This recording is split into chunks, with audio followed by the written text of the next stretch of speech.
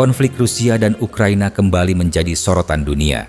Sebuah serangan udara besar-besaran kembali dilancarkan, melibatkan ratusan drone dan puluhan rudal. Skala serangan ini membuatnya menjadi salah satu yang paling signifikan sejak awal perang. Dalam video ini, kita akan membahas bagaimana serangan itu terjadi, apa dampaknya bagi Ukraina, bagaimana reaksi dari dalam negeri maupun luar negeri, serta apa arti peristiwa ini bagi masa depan keamanan di Eropa.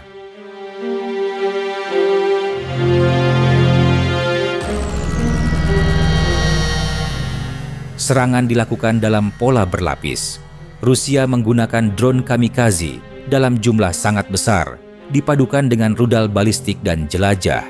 Strategi semacam ini bertujuan menguras pertahanan udara lawan. Sistem pertahanan dipaksa bekerja terus-menerus, dan pada titik tertentu, sebagian proyektil berhasil menembus ke sasaran. Beberapa kota di Ukraina, bagian barat, menjadi target utama.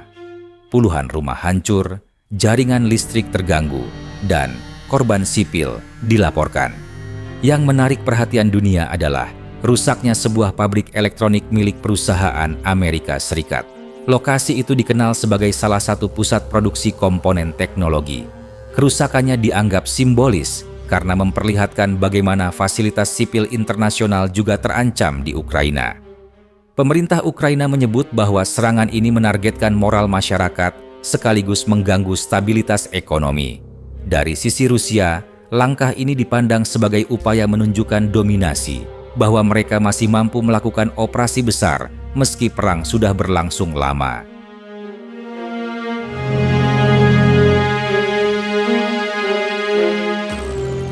Bagi rakyat Ukraina, serangan ini menambah beban psikologis. Warga yang sebelumnya merasa relatif aman di bagian barat, kini sadar bahwa tidak ada wilayah yang benar-benar terbebas dari ancaman. Ribuan orang mengungsi sementara, mencari perlindungan di tempat-tempat yang lebih jauh dari pusat industri dan kota besar. Dampak ekonomi juga mulai terasa. Pabrik yang rusak adalah salah satu simbol investasi asing di Ukraina. Pemerintah Ukraina berusaha meyakinkan bahwa rekonstruksi akan dilakukan, tetapi proses pemulihan tentu memakan waktu.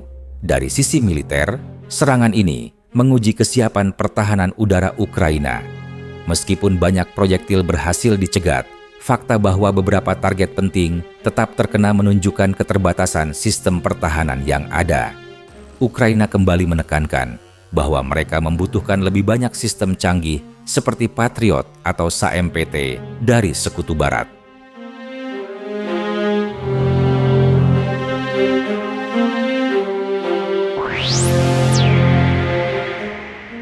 Presiden Ukraina menyebut serangan ini sebagai bukti bahwa Rusia tidak berhenti menargetkan warga sipil. Ia menyerukan agar komunitas internasional memperkuat sanksi dan mempercepat bantuan militer. Menteri Luar Negeri Ukraina menyoroti dimensi politik dari serangan ini. Menurutnya, Rusia berusaha melemahkan kepercayaan global terhadap Ukraina sebagai mitra ekonomi dan industri. Ia menekankan bahwa setiap rudal yang menghantam fasilitas sipil bukan hanya masalah domestik, tetapi juga ancaman terhadap stabilitas internasional. Militer Ukraina, di sisi lain, menegaskan bahwa pertahanan udara mereka bekerja keras dan berhasil mencegat sebagian besar ancaman. Namun, mereka menekankan kebutuhan untuk memperbarui sistem radar, menambah jumlah unit, dan mempercepat integrasi dengan jaringan pertahanan udara barat.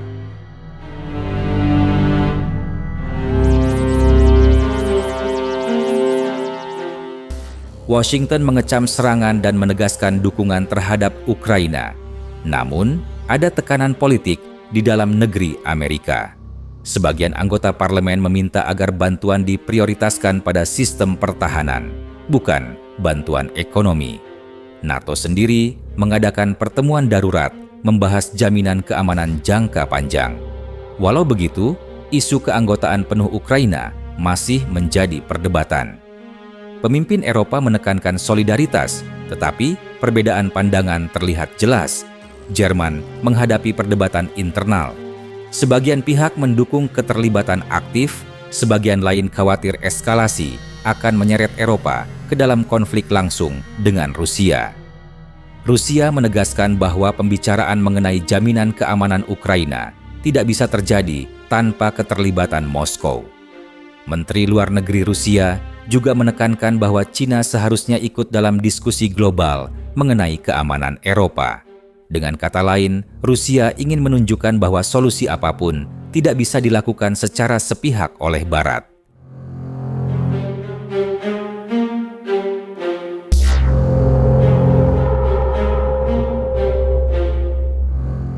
Serangan ini juga memperlihatkan evolusi strategi militer Rusia.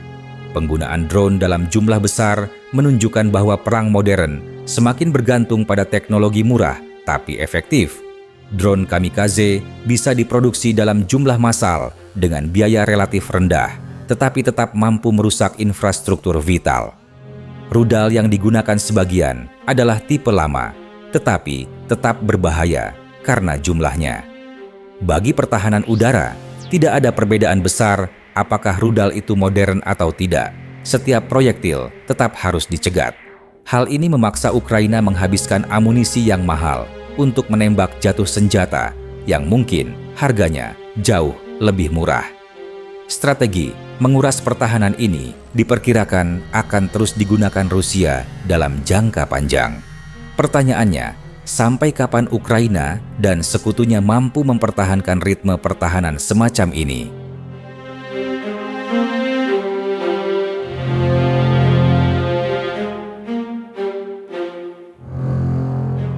Serangan ini tidak hanya soal Ukraina.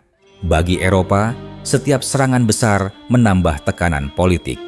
Uni Eropa harus menjaga keseimbangan antara mendukung Ukraina dan menghindari keterlibatan langsung dengan Rusia. Bagi Amerika Serikat, ini adalah ujian kepemimpinan global. Jika Ukraina gagal bertahan, kredibilitas Washington di mata sekutu Eropa bisa terganggu. Namun, bantuan tanpa batas juga memunculkan pertanyaan politik di dalam negeri Amerika Serikat sendiri. Bagi Rusia, serangan ini adalah pesan strategis. Mereka ingin menunjukkan bahwa meskipun menghadapi sanksi, mereka masih punya kemampuan untuk melancarkan operasi besar. Rusia juga ingin memberi sinyal bahwa setiap pembahasan mengenai masa depan Ukraina tidak bisa dilakukan tanpa persetujuan mereka.